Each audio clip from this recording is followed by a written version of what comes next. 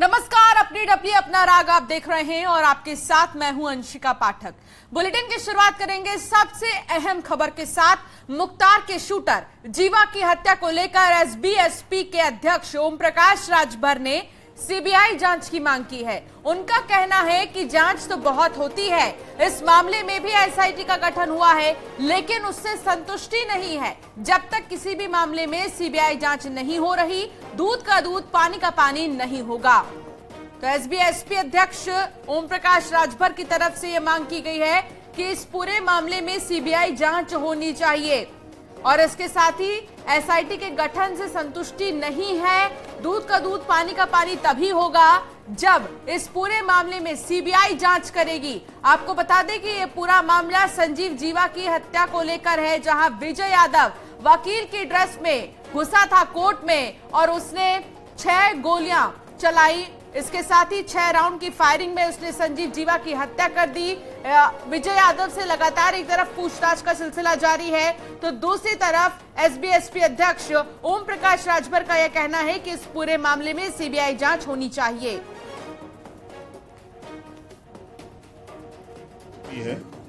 लेकिन एसआईटी का जो गठन हुआ है उससे संतुष्टि नहीं है। जैसा आप कह रहे हैं, जब तक किसी भी मामले की सीबीआई जांच न हो तब तक वो दूध का दूध पानी का पानी नहीं हो रहा है।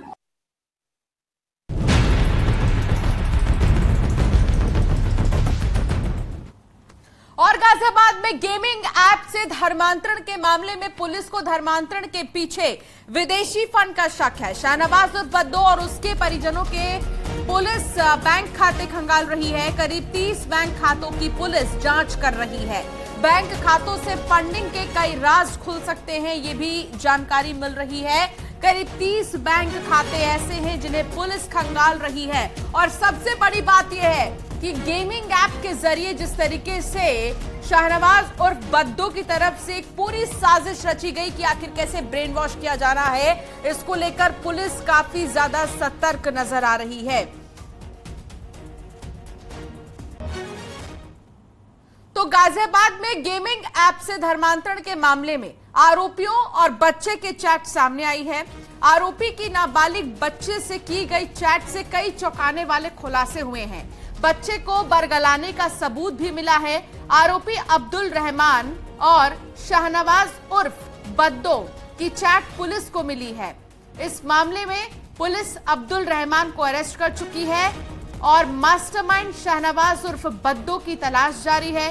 आरोपियों और बच्चों के 5 चैट सामने आई हैं और इन चैट में वजू करना, जाकिर नायक के वीडियोस देखना और कुरान की आयतें पढ़ने के लिए बोला जा रहा है। घर में नाबालिग के पिता को शक ना हो, इसीलिए क्या झूठ बोलना है ये भी बताया जा रहा है, जैसे जिम का बहाना बनाकर मस्जिद जाना और नमाज पढ़ना। तो ब्रेन वॉश की चैट में क्या है आपको बता रहे हैं। जिस तरीके से शाहनवाज बच्चों का ब्रेन वॉश करता था, उसमें बहाने तक वो देता था कि जिम के बहाने बाहर निकलो, चैट में मस्जिद में कहां बैठना है, कैसे नमाज होगी, ये भी बताया गया।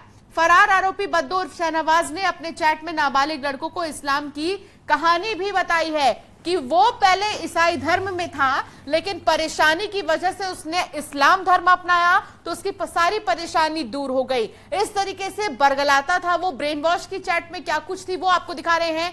मस्जिद में बैठने के लिए वो कहता था, नमाज कैसे पढ़ना है। आरोपी बद्दो ने इस्लाम की कहानी तक बताई है।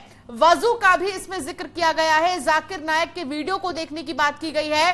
सुन्नत पढ़ने के लिए बोला जा रहा था और घर में झूठ बोलने के बारे में भी बताया गया है कि अगर बाहर निकलना है तो जिम का बहाना बनाओ।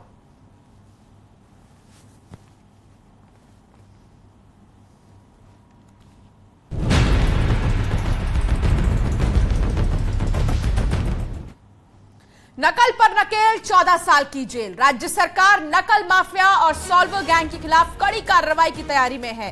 इसके लिए भर्ती परीक्षा में नकल रोकने संबंधी नया कानून बनाने पर विचार हो रहा है। राज्य विधि आयोग ने पेपर लीक होने से रोकने और सॉल्वर गैंग पर लगाम लगाने के लिए कानून का मसौदा तैयार कर सीएम योगी को सौंप दिया है। प्रस्तावित कानून में दोषियों को 14 साल तक की जेल और 25 लाख रुपए तक जुर्माने की सजा का प्रावधान भी रखा गया है। तो विधि आयोग ने ये मसौदा तैयार कर लिया है। इसमें क्या प्रावधान होंगे अगर कोई पकड़ा जाता है नकल करवाते या नकल करते, तो ऐसे में उन पर प्रावधान है 14 साल की जेल और साथ ही 25 लाख का जुर्माना। छात्राओं के लिए मुख्यमंत्री योगी आदित्यनाथ की सरकार ने एक बड़ी पहल की है। मुख्यमंत्री योगी आदित्यनाथ लगातार नकल विहीन परीक्षा रोकने के लिए उत्तर प्रदेश में काम कर रहे हैं और इसके तहत मुख्यमंत्री योगी आदित्यनाथ ने एक निर्देश दिए थे विधि आयोग को कि नकल विहीन परीक्षा कराने के लिए एक बाकायदा अध्यादेश तैयार कराया जाए। अब विधि आयोग ने इस अध्यादेश को तैयार कर लिया है और उसे मुख्यमंत्री कार्यालय भेज दिया गया है। एक बात साफ है कि इस अध्यादेश में सीधे तौर पर जो नकल माफिया हैं, साल्वर गैंग है, उनकी संपत्ति जब्त करने का प्रावधान है। इसके अलावा 14 साल की सजा है, 25 लाख का जुर्माना है, यानी कि एक सख्त अध्यादेश नकल विहीन परीक्षा कराने का उत्तर प्रदेश में तैयार हो चुका है। इसे जल्द सदन के पटल पर रखा जाएगा और इसे सदन में पास कराया जाएगा। कैमरामैन गोपी गिरी के साथ संकेत मिश्रा, न्यूज 18 लखनऊ। बरेली में लव जिहाद का मामला सामने आया है। अरमान नाम का छात्र ने खुद का नाम अमन बताकर हिंदू छात्रा को लव जिहाद का शिकार बनाने की कोशिश की।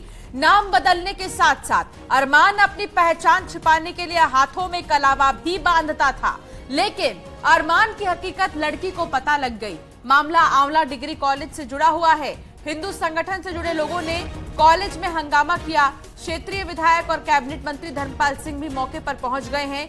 कैबिनेट मंत्री ने ऐसी घटनाओं को रोकने के लिए सख्त कार्रवाई करने के निर्देश दिए हैं।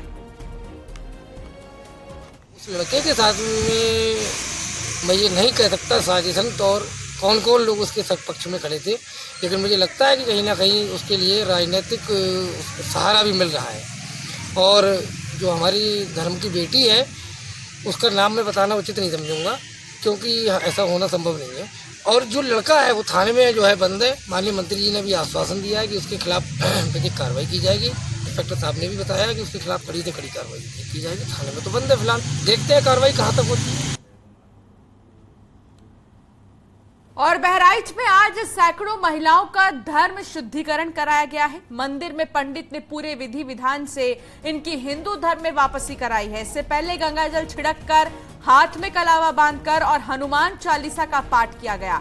ये बता दें कि कुछ दिन पहले ईसाई मिशनरी के लोगों ने असाध्य रोगों को ठीक कराने के नाम पर हिंदू गरीब महिलाओं से प्रार्थना कराया था और इन महिलाओं को इनके धर्म के प्रति भड़का रहे थे, धर्म परिवर्तन का दबाव बनाया था। इस बात की खबर जब हिंदू संगठन को लगी तो बजरंग दल के कार्यकर्ता ने समझाया और उन्हें ऐसा करने से रोका। इसके बाद सैकड़ों महिलाओं ने आज शुद्धिकरण करके अपने हिंदू धर्म में वापसी की है। ये तस्वीर आपको दिखा रहे हैं जहां कलावा बांधकर वापस से हिंदू धर्म अपनाया गया। एक धर्म परिवर्तन का था जो कि ईसाइयों के द्वारा इस नेपाल से सटे शहादत इंटर कॉलेज के पास नानपारा नगर में हो रहा था। तो उसमें करीब सैकड़ों महिलाएं थीं जो कि धर्म परिवर्तन कर चुकी थीं।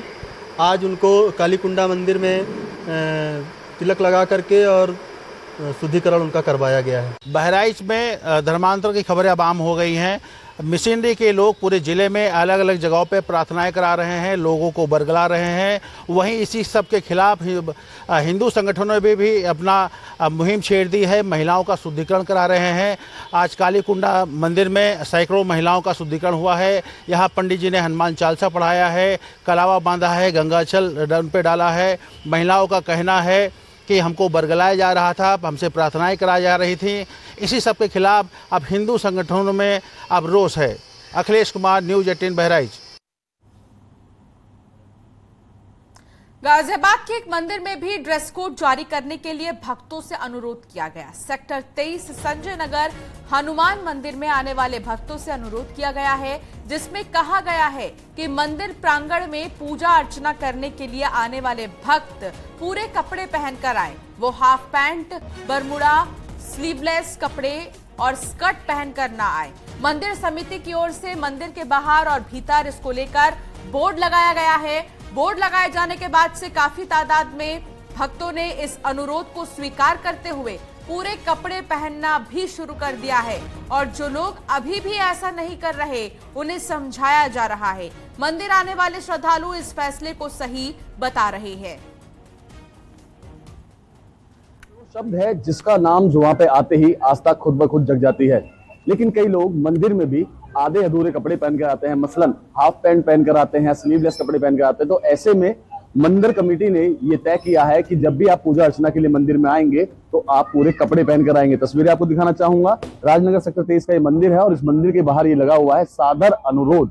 मंदिर समिति में सभी भक्तों से अपने मंदिर में पूर्ण वस्त्र पहनकर पूजा करने हेतु पधारने की आकांक्षा रखते हैं। सादर निवेदन है कि मंदिर में हाफ पैंट, निक्कर, स्लीवलेस, टी शर्ट, तौलिया आदि पहनकर पूजा करने का भारतीय संस्कृति हेतु उचित नहीं होगा। आपसे जानना चाहूंगा, मंदिर के बाहर एक जिस तरीके से अनुरोध किया गया है कि पूरे कपड़े पहनकर आए, सही अनुरोध है ये? जी सही अनुरोध है जी।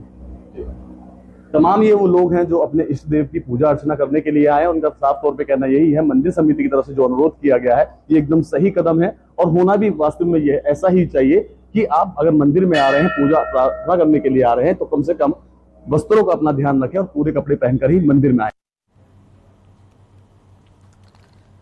मुरादाबाद में बुर्का पहने मुस्लिम लड़की के साथ कुछ लोगों ने बदसलूकी की। वो अपने दोस्त के साथ आई थी। आरोप के मुताबिक मुस्लिम समाज के लड़कों ने लड़की को रोका। हिंदू युवक के साथ बाइक पर जाने पर आपत्ति जाहिर की। लड़की ने उस लड़के को फैमिली फ्रेंड बताया। दोनों के बीच रोड पर काफी देर तक बहस होती रही। इसके बाद लड़की ने आपत्ति जताने वाले लड़के को अपने पिता से बात कराई। पिता से बात करने के बाद लड़की अपने हिंदू दोस्त के साथ रवाना हो गई। कोतवाली सदर इलाके की ये पूरी घटना है और यहाँ पर भी बीच सड़क पर ही लोग परेशान करते नजर आए। आपको पता नहीं है आज के दिन में क्या चल रहा है। केंद्रीय मंत्री स्मृति ईरानी ने अमेठी में गंभीर बीमारी से ग्रस्त 1 साल के नवजात के इलाज के लिए पूरा जिम्मा उठाया है। आपको बता दें कि गौरीगंज नगर पालिका इलाके का रहने वाला बच्चा हार्ट के परेशानी से जूझ रहा है। मंत्री स्मृति ईरानी ने उसके ऑपरेशन का जिम्मा उठाया है। बता दें कि स्मृति ईरानी ने पीड़ित बच्ची के पिता को परिजनों के साथ दिल्ली बुलाया, जहां पर उसका ऑपरेशन होगा। स्मृति ईरानी ने बच्ची को अपने गोद में उठाकर दुलार भी किया। ये तस्वीर आपको दिखा रही है। अमेठी से स्मृति ईरानी यहां पर पहुंची और उन्होंने हार्ट प्रॉब्लम से जो बच्चा जूझ रहा है उसके पूरे इलाज का जिम्मा उठाया है और गोदी में लेकर उसे दुलारते हुए भी नजर आई। स्मृति ईरानी गरीब परिवार की मदद कर रही हैं और ऐसे में उन्होंने दिल्ली बुलाया परिवार समेत इस बच्ची को, जहां अब इलाज का जिम्मा स्मृति ईरानी उठाएंगी। हार्ट की परेशानी से ये बच्ची जूझ रही है और बच्ची के ऑपरेशन के लिए परिवार वालों को दिल्ली बुलाया गया है और ऑपरेशन का पूरा खर्च, पूरी जिम्मेदारी स्मृति ईरानी ही उठाएंगी। दीदी ने बोला कि जो है आप आइए, जब दिल्ली कराना तो मैं पूरा सहायता, आपके जितना सहयोग लगेगा मैं सब वहाँ पूरा इलाज करा देंगे। दीदी ने रहने वाले हैं? मैं गौरीगंज माधोपुर। बोले मान के चलो कि 60-70 हज़ार रुपये मान के चलो 2-3 महीने में लगेगा। संसद महोदय ने बोला कि जो है कि दिल्ली में आइए, आप दिल्ली आ सकते हो तो हाँ दिल्ली कल आ जाइए या आज आ जाइए, मैं आपको पूरा इलाज पूरा करा देंगे। अमेठी में केंद्रीय मंत्री स्मृति ईरानी ने कांग्रेस नेताओं पर हमला भी बोला। कांग्रेस पार्टी के नेता की मोहब्बत की दुकान खोलने के बयान पर स्मृति ईरानी ने तीखा तंज किया है। उन्होंने कहा कि कांग्रेस नेताओं ने प्रमाणित कर दिया कि राजनीति कांग्रेस पार्टी के लिए व्यवसाय है, कांग्रेस कोई संबंध नहीं है। केंद्रीय मंत्री स्मृति ईरानी गौरीगंज नगर पालिका परिषद कार्यालय के भवन का लोकार्पण करने पहुंची थी और उन्होंने यहां पर जमकर कांग्रेस पर हमला बोला है।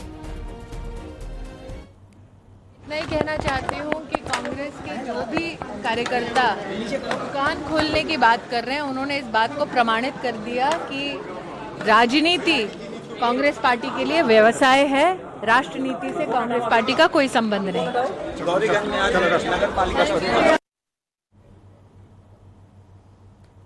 और यहाँ वक्त तो चला एक छोटे से ब्रेक का। खबरों का सिलसिला लगातार जारी है।